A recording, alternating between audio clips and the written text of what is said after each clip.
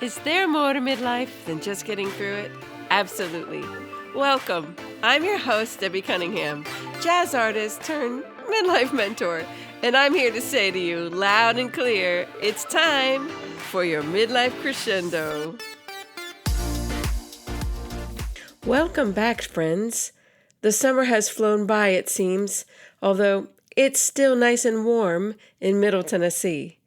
August has been a little crazy and winding down to a close. I turned 59 this month, and Derek had an unexpected trip to the hospital in the same week.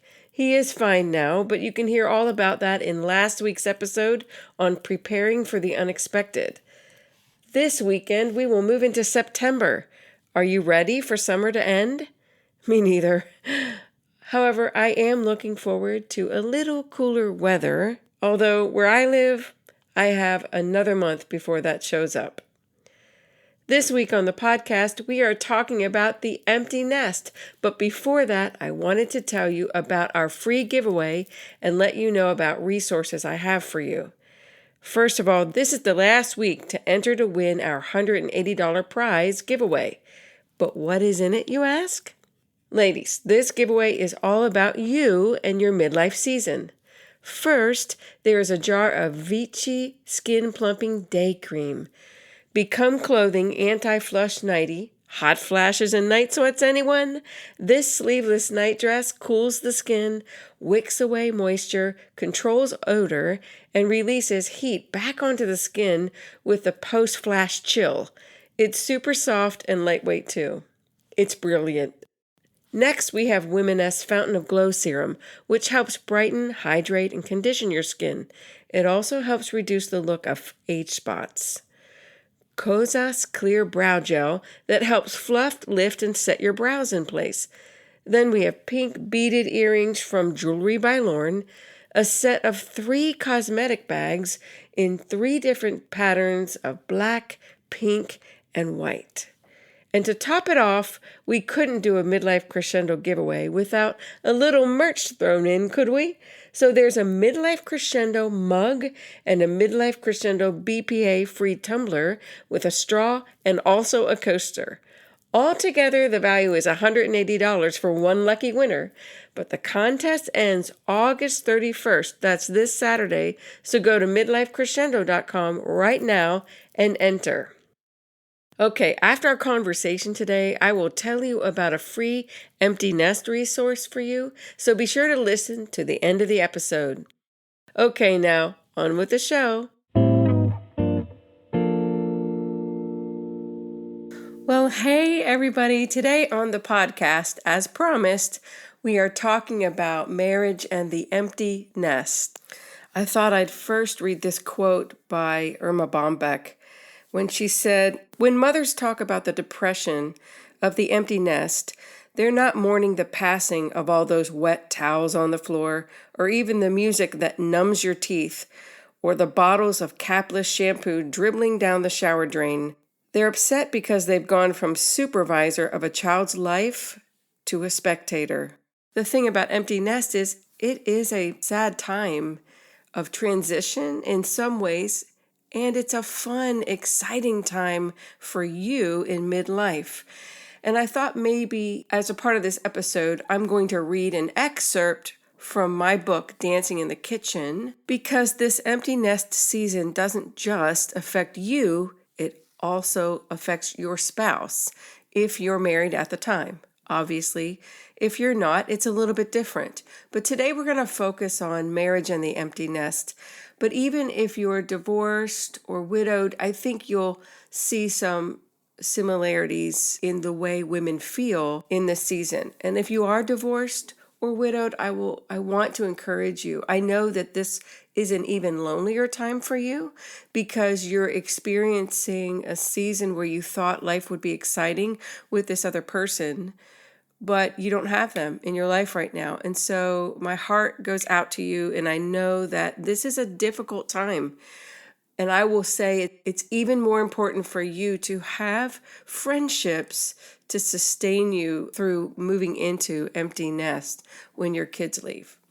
So here's a little excerpt from my book, Dancing in the Kitchen. You can find it anywhere you buy books online or on my website. And this is chapter 11, and it's called Marriage and the Empty Nest. Should we take up a hobby together so we can stay connected next year when the kids are gone? This is a quote by Elizabeth McCord from the popular show Madam Secretary that was on CBS a few years ago. I think Elizabeth echoes the fear that many couples feel as they approach empty nest. How will we stay connected now when so much of our relationship has revolved around our kids? Even in my good relationship with my husband, I have faced those moments of struggle to connect. Funny, my original outline for this book did not have an empty nest chapter. I didn't see it then as a possible hard circumstance in marriage. However, this book took me a lot longer to write than I had originally anticipated. But I suppose our son's senior year, high school graduation, college applications, 7 trips for college auditions, and our daughter's college senior year, college graduation, planning and celebrating her wedding, as well as recording and producing my second album, all in the span of the last 12 months before I became an empty nester, had something to do with that. Whew! I do not recommend that, by the way. However, because of the delay, I have also entered this new season of marriage called Empty Nest, which has given me yet another perspective to shape my ideas of what it takes to stay in love long term. It is a difficult yet beautiful thing, this process of letting go of our kids as they traverse the world on their own. All the time I spent prioritizing their well-being over my own actually smacked me in the face, though, when our son left for college. It is not as if I didn't know what I was going to do with my time. I now had ample time to grow my music and speaking career, performance coaching, and work on my writing because I was finishing this book. But wow, I was so sad, and I felt so lost. I really underestimated how much grief I would feel.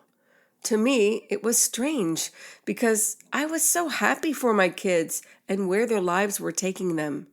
Our son was thrilled to be accepted into a Bachelor of Fine Arts program that was preparing him for his performing aspirations. Never mind that it was 10 hours away. My daughter was happily married to her high school sweetheart, now airman, husband, and they moved away to another state and were off to start their own adventures. And I heartily endorse leaving and cleaving to your spouse. I was happy for both of my kids. However, it all happened in the same year, and I felt overwhelmed when the motion of it all came suddenly to a screeching halt. I wept often. I said to my husband, I knew I would be sad, and I'm so happy to have this time with you, but I can't stop crying lately about all the change. He said, well, technically, you just lost a job you loved and have had for 22 years. Give yourself a little grace. I realized it did feel a little like being let go or downsized, and even though I saw it coming, it still hurt deeply. This is what we've been waiting for, though, isn't it? Finally, the freedom to go and do as we once did when we first got married. A season where there are less demands and more spontaneity.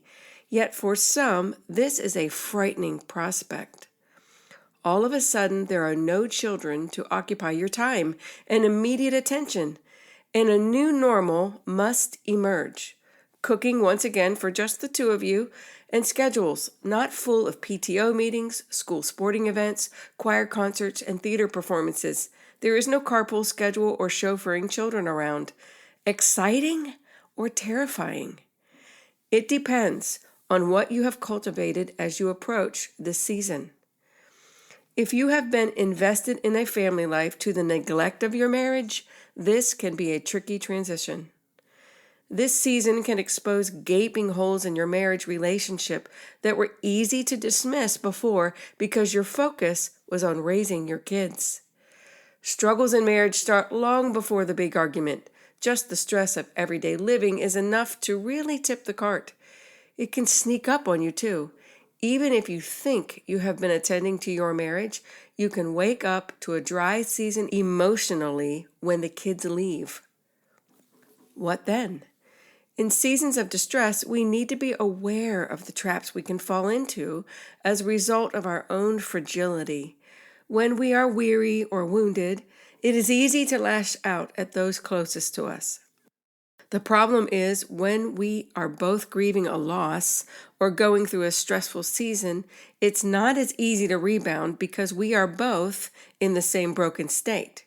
We need to be mindful of having a critical spirit toward our spouse and emotionally pulling away. If you are constantly critical, it can really drive a wedge in your relationship, and that wedge will turn into a wall of isolation if you don't deal with it. Eventually, this isolation can lead to emotional divorce if you don't recognize what is happening and make a choice to not be pulled away from your spouse. So many marriages today exist in emotional divorce, even if they don't move to a physical divorce. It is heartbreaking to watch two people once very much in love crumble like this. They just stop being connected and no one says anything. They just feed the negative hurts and the distant grows like wildfire. If you find yourself in this state, it is really important to discuss this with your spouse and probably seek advice with a licensed counselor, pastor, or a wise couple. Silence will only exacerbate the problem. And if you don't address it, you will give the enemy of your soul a foothold. The transition to empty nest can be super fun. House to yourselves, anyone? But it can also be lonely for both of you, especially if all of your friends were parents of your kids' friends. Women, most especially, fear and feel a loss of connection in relationships at this time. When the last child leaves, she may feel stressed over losing the connection with her children and the friends she doesn't see anymore because their friendship was through school activities. Husbands and wives may not know how to maintain connection with each other if much of their connection revolved around their children. This can be a huge source of stress in your marriage relationship. Extend each other grace. You will need to build new friendships with couples in your same stage of life. Many friendships grow around proximity. Because of school activities, parents gravitate toward each other, but if there isn't any intentional cultivation of those relationships outside of school activities, the friendships will die as the activities cease. The wonderful thing about empty nest, though, is it actually gives you a brand new canvas for your marriage and the next phase of your life together. Even if you realize it hasn't been all you wanted, you can commit to changing it now. What do you want it to look like when you finish life? That's what you should commit to working on now as a couple. This can also be a really wonderful time for self-growth, too. Are there classes you wanted to take or a language you have wanted to learn? Are there dreams for yourself that you have put on hold while raising a family? How about that anniversary trip you and your spouse always dreamed of taking? This is a fresh new season to do those things. At the end of each chapter, I have a little list of practices that you can do to help you with that particular topic. So practices for staying in love through empty nest are as follows. Grieve the ending of an era. Then embrace a new season of adventure for you and your spouse. It's going to be a little sad because you're leaving behind a lot of things you loved and connection, especially with your children. You will have to cultivate connection in new ways with your kids. Start dating your spouse again. Find new hobbies or things you can do to enjoy your time together, even if you don't already have this in your life. Be adventurous. Cultivate things you think may be fun to continue doing as you age, too.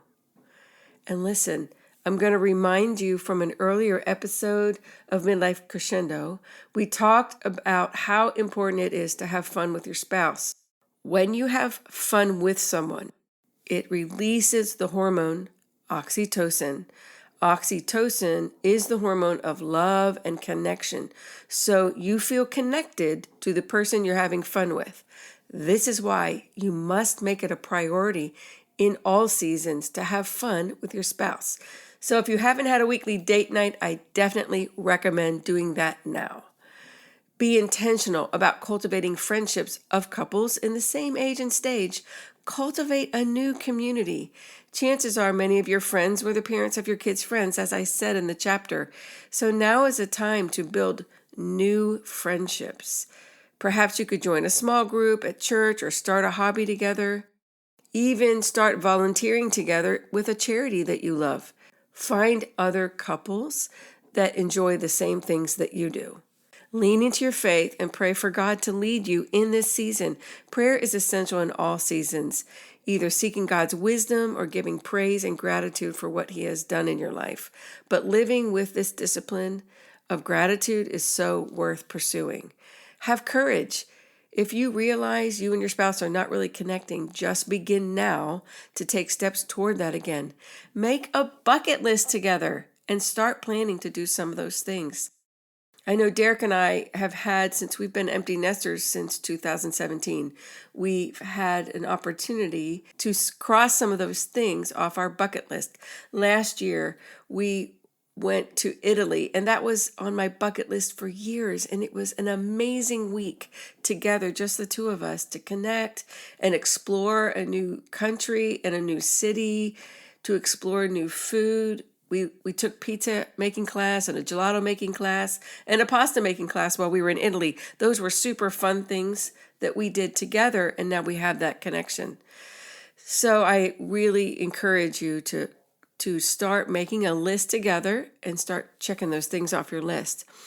And last, cultivate your own personal growth in this season through classes you want to take or groups you want to join. Your life isn't over. Your freedom has just begun. So jump in and you'll see that soon you'll adapt to this new season. And don't go through this season alone. You probably know other moms who have just sent their last child off to college. Call them up. See if they want to have lunch or have coffee, meet you after work for happy hour, whatever it is you want to do. But connect with those women where you can talk about how they're experiencing empty nest and how you can encourage one another, because it's so much better when we do it together. I hope you enjoyed that excerpt from Dancing in the Kitchen. That book was the result of my music fans asking me to write a book on the subject of staying in love after my second album, A Million Kisses, was released. Crazy, I know.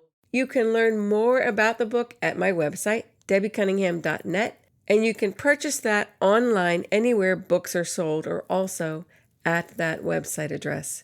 And if you are in the empty nest season or will be soon, I have a free resource for you called Deeper Connection in Relationships. Just go to midlifecrescendo.com and download it there for free. In the coming weeks, we will be talking about strategies to avoid injury as we age, and author Allison Allen will be encouraging us in those seasons we feel a bit invisible. So be sure to tune in each Monday so you don't miss an episode. Thanks for tuning in today, and remember, midlife is just a brand new season to find your passion and purpose for your grand finale. Talk next week.